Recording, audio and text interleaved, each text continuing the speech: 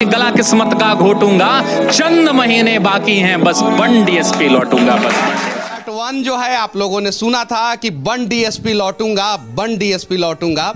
अब वो लड़का जो है कविता सुनने के बाद डीएसपी बन गया है और उसकी कहानी जो है शशि शरण सर फिर कविता के माध्यम से इन्हीं बच्चों के बीच में हम लोगों को सुनाने वाले हैं।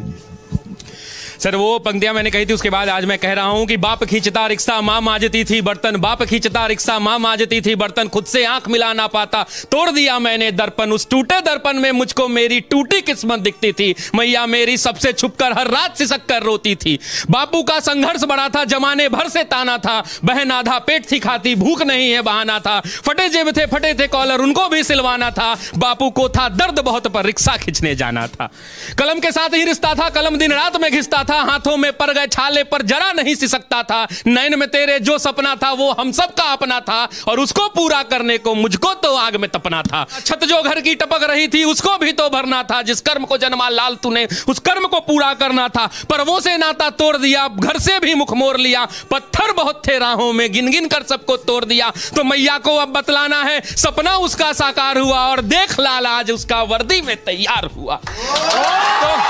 तो मां मैं अब तुमको बतला दूं,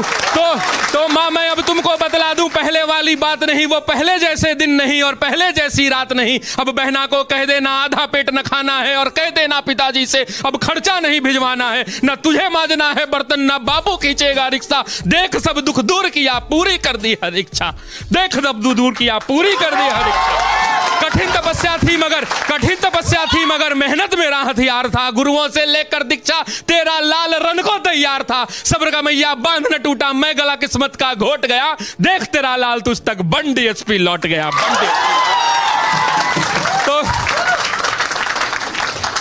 इसको बोलते समय और लिखते समय मैंने जाने कितने रातों को मैंने गवाया है हमने जी इसके पार्ट 2 के लिए, और बस उम्मीद यही है कि ये छात्र जो